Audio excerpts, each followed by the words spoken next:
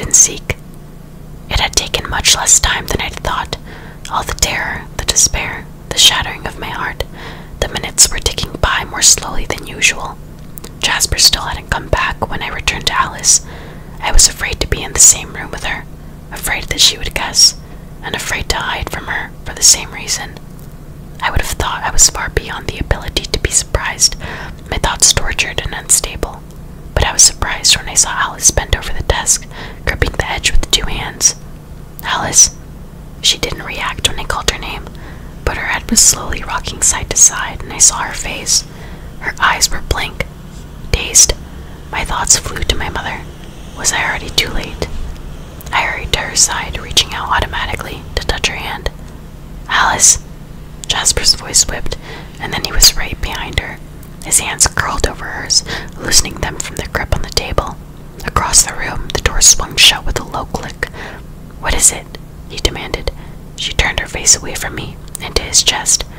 Bella, she said. I'm right here, I replied. Her head twisted around, her eyes locking on mine, their expression still strangely blank. I realized at once that she hadn't been speaking to me. She'd been answering Jasper's question. What did you see? I said, and there was no question in my flat, uncaring voice. Jasper looked at me sharply. I kept my expression vacant and waited. His eyes were confused as they flicked swiftly between Alice's face and mine, feeling the chaos, for I could guess what Alice had seen now.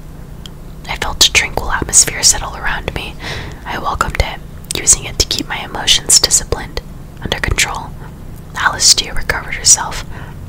Nothing really, she answered finally, her voice remarkably calm and convincing. Just the same room as before. She finally looked at me, her expression smooth and withdrawn. Do you want breakfast? No, I'll eat at the airport. I was very calm too. I went to the bathroom to shower, almost as if I was borrowing Jasper's strange extra sense. I could feel Alice's wild thought well concealed, desperation to have me out of the room, to be alone with Jasper, so she could tell him that they were doing something wrong, that they were going to fail. I got ready methodically, concentrating on each little task. I left my hair down, swirling around me, covering my face. The peaceful mood Jasper created worked its way through me and helped me think carefully, helped me plan. I dug through my bag until I found my sock full of money. I emptied it into my pocket. I was anxious to get to the airport and glad when we left by 7. I sat alone this time in the back of the dark car.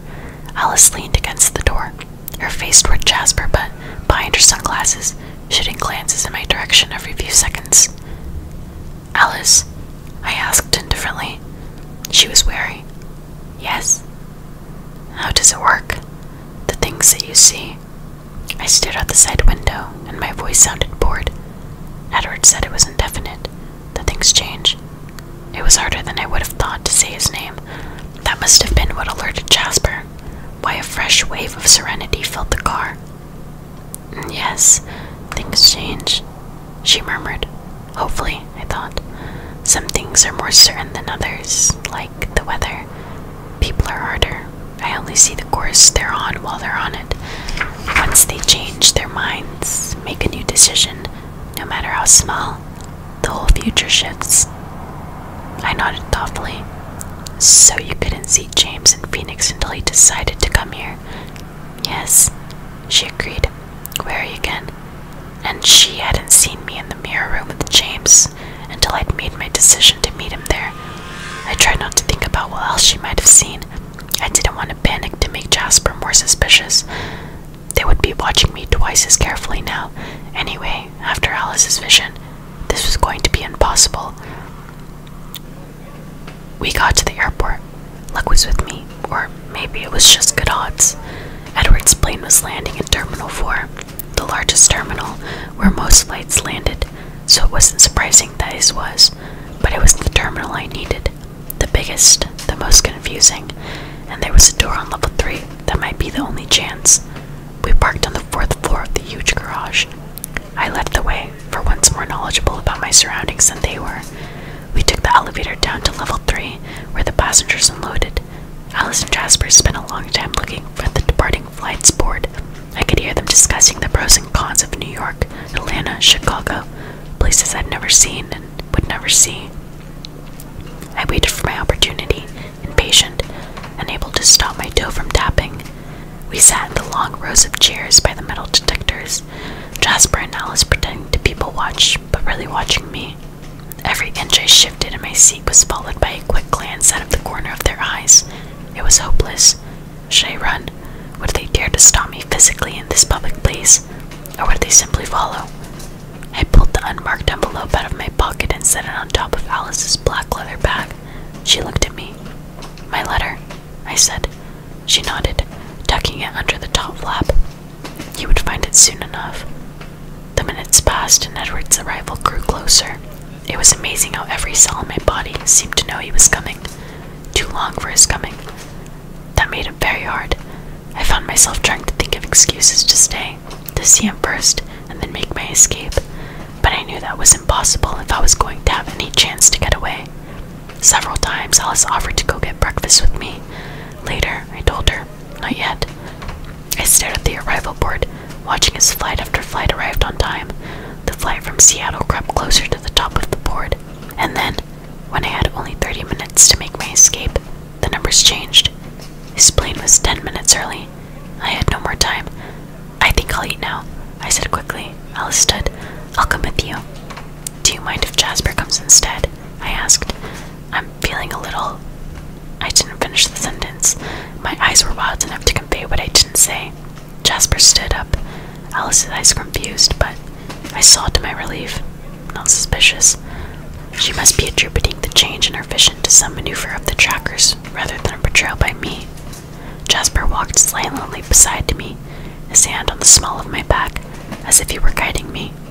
I pretended a lack of interest in the first few airport cafes, my head scanning for what I really wanted, and there it was, around the corner, out of Alice's sharp sight, the level 3 ladies' room. "Do you mind?" I asked Jasper as we passed. "I'll just be a moment." "I'll be right here," he said. As soon as the door shut behind me, I was running. I remembered the time I had gotten lost from this bathroom because it had 2 exits. Outside the far door, it was only a short sprint to the elevators, and if Jasper stayed where he said he would, I'd never be in his line of sight. I didn't look behind me as I ran. This was my only chance, and even if he saw me, I had to keep going. People stared, but I ignored them. Around the corner, the elevators were waiting, and I dashed forward, throwing my hand between the closing doors of a full elevator heading down. I squeezed in beside the irritated passengers and checked to make sure that the button for level 1 had been pushed. It was already lit, and the doors closed. As soon as the doors opened, I was off again, to the sound of annoyed murmurs behind me. I slowed myself as I passed the security guards by the luggage carousels, only to break into a run again as the exit doors came into view. I had no way of knowing if Jasper was looking for me yet. I would have only seconds if he was following my scent. I jumped out the automatic doors, nearly smacking into the glass when they opened too slowly. Along the crowded curb, there wasn't a cab in sight. I had no time. Alice and Jasper were either about to realize I was gone, or they already had. They would find me in a heartbeat. A shuttle to the Hyatt was just closing its doors a few feet behind me. "Wait," I called, running, waving at the driver. "This is a shuttle to the Hyatt," the driver said in confusion as he opened the doors. "Yes," I huffed. "That's where I'm going." I hurried up the steps. He looked askance at my luggage-less state, but then shrugged, not caring enough to ask. Most of the seats were empty. I sat as far from the other travelers as possible and watched out the window, as first the sidewalk and then the airport drifted away. I couldn't help imagining Edward, where he would stand at the edge of the road when he found the end of my trail. I couldn't cry yet, I told myself. I still had a long way to go. My luck held. In front of the Hyatt, a tired-looking couple was getting their last suitcase out of the trunk of a cab. I jumped out of the shuttle and ran to the cab, sliding into the seat behind the driver. The tired couple and the shuttle driver stared at me. I told the surprised cabbie my mother's address. "I need to get there as soon as possible." "That's in Scottsdale," he complained. I threw 420s over the seat. "Will that be enough?" "Sure, kid, no problem." I sat back against the seat, folding my arms across my lap. The familiar city began to rush around me, but I didn't look out the windows. I exerted myself to maintain control. I was determined to not lose myself at this point, now that my plan was successfully completed. There was no point in indulging in more terror, more anxiety. My path was set. I just had to follow it now. So instead of panicking, I closed my eyes and spent the 20 minutes drive with Edward. I imagined that I had stayed at the airport to meet Edward. I visualized how I would stand on my toes, the sooner to see his face. How quickly, how gracefully he would move through the crowds of people separating us, and then I would run to close the last few feet between us, reckless as always, and I would be in his marble arms, finally safe. I wondered where we would have gone, north somewhere, so we could be outside in the day, or maybe somewhere very remote, so we could lay in the sun together again. I imagined him by the shore, his skin sparkling like the sea. It wouldn't matter how long we had to hide. To be trapped in a hotel room with him would be a kind of heaven. So many questions I still had for him. I could talk to him forever, never sleeping, never leaving his side. I could see his face so clearly now, almost hear his voice, and despite all the horror and hopelessness, I was fleetingly happy. So involved I was in my escapist daydreams, I lost all track of the seconds racing by. Hey, what was the number? The cabbie's question punctured my fantasy, letting all the colors run out of my lovely delusions. Fear, bleak and hard, was waiting to fill the empty space that left behind. 5821. My voice sounded strangled. The cabbie looked at me, nervous that I was having an episode or something. Here we are then. He was anxious to get me out of his car, probably hoping I wouldn't ask for my change. Thank you, I whispered. There was no need to be afraid, I reminded myself. The house was empty. I had to hurry. My mom was waiting for me, frightened, depending on me. I ran to the door, reaching up automatically to grab the key under the eave. I unlocked the door. It was dark inside, empty, normal. I ran to the phone, turning on the kitchen light on the way. There, on the whiteboard, was a 10-digit number written in a small, neat hand. My fingers stumbled over the keypad, making mistakes. I had to hang up and start again. I concentrated only on the buttons this time, carefully pressing each one in turn. I was successful. I held the phone to my ear with a shaking hand. It rang only once. Hello, Bella. That easy voice answered. That was very quick. I'm impressed. Is my mom alright? She's perfectly fine. Don't worry, Bella. I have no quarrel with her. Unless you didn't come alone, of course.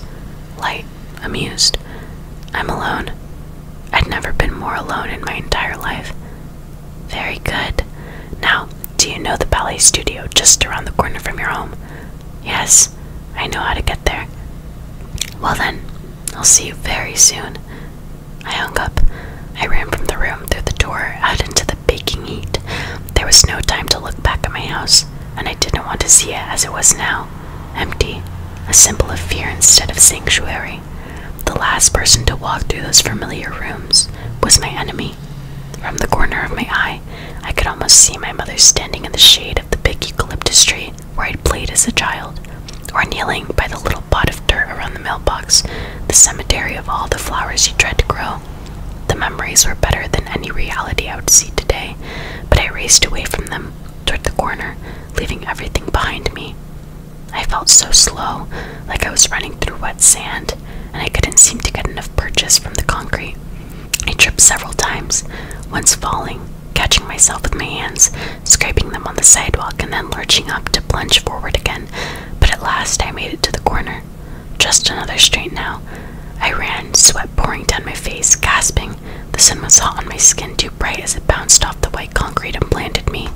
I felt dangerously exposed, more fiercely than I would have dreamed I was capable of. I wished for the green, protective forest of forks, of home. When I rounded the last corner, onto Cactus, I could see the studio, looking just as I remembered. The parking lot in front was empty, the vertical blinds and all the windows drawn. I couldn't run anymore. I couldn't breathe. Exertion and fear had gotten the best of me. I thought of my mother to keep my feet moving, one in front of the other. As I got closer, I could see the sign inside the door. It was handwritten on hot pink paper. It said the dance studio was closed for spring break. I touched the handle, tugged on it cautiously. It was unlocked. I fought to catch my breath and opened the door. The lobby was dark and empty, cool, the air conditioning thrumming. The plastic molded chairs were stacked along the walls, and the carpet smelled like shampoo. The west dance floor was dark. I could see through the open viewing window. The east dance floor, the bigger room, was lit, but the blinds were closed on the window. Terror seized me so strongly that I was literally trapped by it. I couldn't make my feet move. And then my mother's voice called, "Bella! Bella!" The same tone of hysterical panic. I sprinted through the door to the sound of her voice. "Bella, you scared me. Don't you ever do that to me again." Her voice continued as I ran into the long, high-ceilinged room. I stared around me, trying to find where her voice was coming from. I heard her laugh and I whirled to the sound.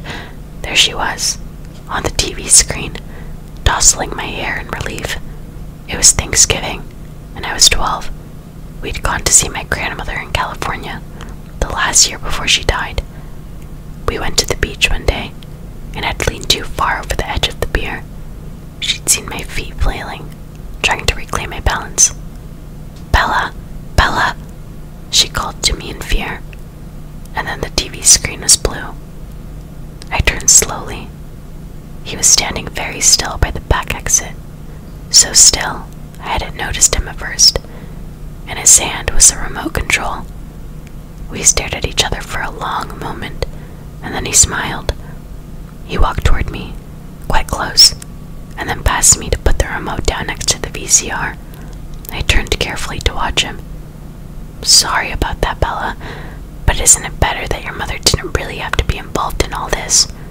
His voice was courteous, kind, and suddenly it hit me. My mother was safe. She was still in Florida. She'd never gotten my message. She'd never been terrified by the dark red eyes and the abnormally pale face before me. She was safe. "Yes," I answered, my voice saturated with relief. "You don't sound angry that I tricked you." "I'm not." My sudden eye made me brave. What did it matter now? It would soon be over. Charlie and Mom would never be harmed, and never have to fear. I felt almost giddy. Some analytical part of my mind warned me that I was dangerously close to snapping from the stress. "How odd. You really mean it." His dark eyes assessed me with interest. The irises were nearly black, just a hint of ruby around the edges. Thirsty. "I will give your strange coven this much. Your humans can be quite interesting. I guess I can see the draw of observing you. It's amazing. Some of you seem to have no sense of your own self-interest at all." He was standing a few feet away from me, arms folded, looking at me curiously. There was no menace in his face or stance. He was so very average looking. Nothing remarkable about his face or body at all. Just the white skin, the circled eyes that I'd grown so used to. He wore a pale blue long-sleeved shirt and faded blue jeans. "I suppose you're going to tell me that your boyfriend will avenge you?" he asked. Hopefully it seemed to me. "No, I don't think so. At least, I asked him not to." "And what was his reply to that?" "I don't know." It was strangely easy to converse with this genteel hunter. "I left him a letter." "How romantic. A last letter. Do you think you will honor it?" His voice was just a little harder now, a hint of sarcasm marrying his polite tone. "I hope so." Well, our hopes differ then. You see, this was all just a little too easy, too quick. To be quite honest, I'm disappointed. I expected a much greater challenge, and after all, I only need a little luck. I waited in silence. When Victoria couldn't get to your father, I had her find out more about you. There was no sense in running all over the planet chasing you down when I could comfortably wait for you in a place of my choosing. So after I talked to Victoria, I decided to come to Phoenix to pay your mother a visit. I'd heard you say you were going home. At first, I never dreamed you meant it, but then I wondered. Humans can be very predictable. They like to be somewhere familiar, somewhere safe, and wouldn't it be the perfect ploy to go to the last place you should be when you're hiding, the place that you said you'd be? but of course I wasn't sure. It was just a hunch. I usually get a feeling about the prey. That I'm hunting, a sixth sense, if you will. I listened to your message when I got to your mother's house, but of course I couldn't be sure where you'd called from. It was very useful to have your number, but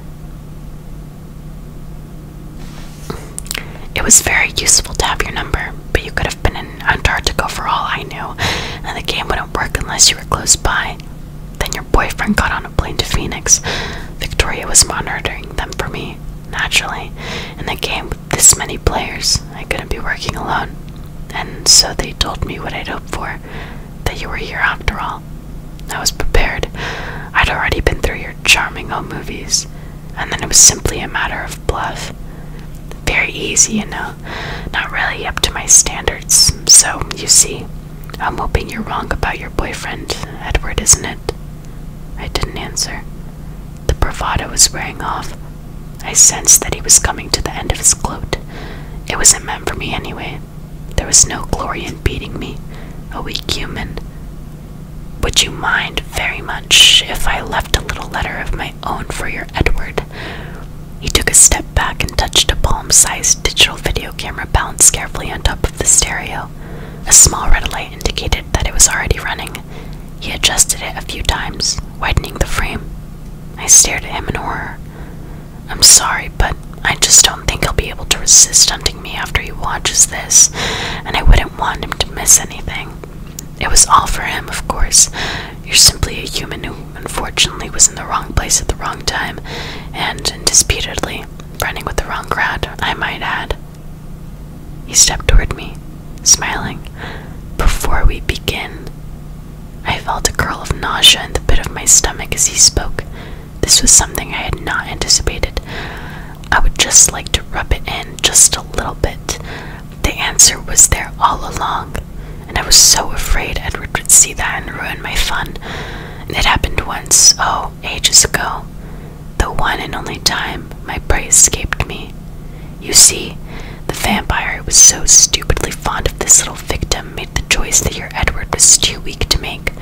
When the old one knew I was after his little friend, he stole her from the asylum where he worked. I never will understand the obsessions some vampires seem to form with you humans, and as soon as he freed her, he made her safe. She didn't even seem to notice the pain. Poor little creature. She'd been stuck in that black hole of a cell for so long. 100 years earlier, she would have been burned at the stake of her visions. In the 1920s, it was the asylum and the shock treatments. When she opened her eyes, strong with her fresh youth, it was like she'd never seen the sun before. The old vampire made her a strong new vampire, and there was no reason for me to touch her then. He sighed. I destroyed the old one in vengeance. Alice, I breathed, astonished. So, I guess her coven ought to be able to derive some comfort from this experience. I get you, but they get her, the one victim who escaped me. Quite an honor, actually, and she did smell so delicious. I still regret that I never got to taste. She smelled even better than you do. Sorry, I don't mean to be offensive. You have a very nice smell, floral somehow. He took another step toward me, till he was just inches away. He lifted a lock of my hair and sniffed it delicately. Then he gently patted the strand back into place, and I felt his cool fingertips against my throat. He reached up to stroke my cheek once, quickly with his thumb, his face curious. I wanted so badly to run, but I was frozen. I couldn't even flinch away. No, he murmured to himself as he dropped his hand. I don't understand, he sighed. Well, I suppose we should get on with it, and then I can call your friends and tell them where to find you, and my little message.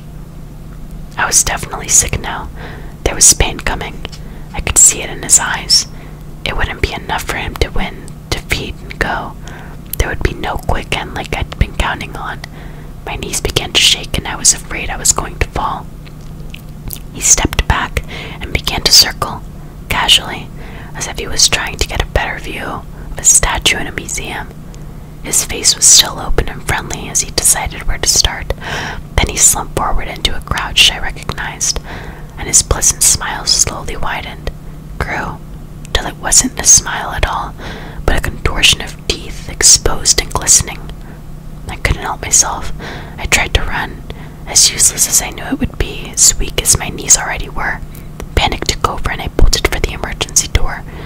He was in front of me in a flash. I didn't see if he used his hands or his foot. It felt too fast. A crushing blow struck my chest. I felt myself flying backward, and then heard the crunch as my head bashed into the mirrors. The glass buckled, some of the pieces shattering and splintering on the floor beside me. I was too stunned to feel the pain. I couldn't breathe yet. He walked toward me slowly.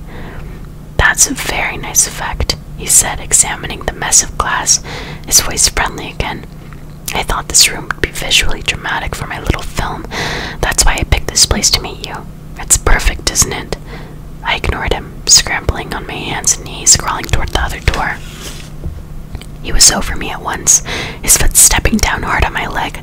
I heard the sickening snap before I felt it, but then I did feel it, and I couldn't hold back my scream of agony. I twisted up to reach for my leg, and he was standing over me, smiling. "Would you like to rethink your last request?" he asked, pleasantly. His toe nudged my broken leg, and I heard a piercing scream. With a shock, I realized it was mine. "Wouldn't you rather have Edward try to find me?" he prompted. "No," I croaked. "No, Edward, don't." And then something smashed into my face, throwing me back into the broken mirrors. Over the pain of my leg, I felt a sharp rip across my scalp where the glass cut into it. And then the warm wetness began to spread through my hair with alarming speed. I could feel it soaking the shoulder of my shirt, hear it dripping on the wooden below. The smell of it twisted my stomach. Through the nausea and dizziness, I saw something that gave me a sudden, final shred of hope. His eyes, merely intent before, now burned with an uncontrollable need. The blood, spreading crimson across my white shirt, pooling rapidly on the floor, was driving him mad with thirst. No matter his original intentions, he couldn't draw this out much longer. Let it be quick now, was all I could hope as the flow of my blood from my head sucked my consciousness away with it. My eyes were closing. I heard, as if from underwater, the final growl of the hunter. I could see through the long tunnels my eyes had become, his dark shape coming toward me. With my last effort, my hand instinctively raised to protect my face. My eyes closed, and I drifted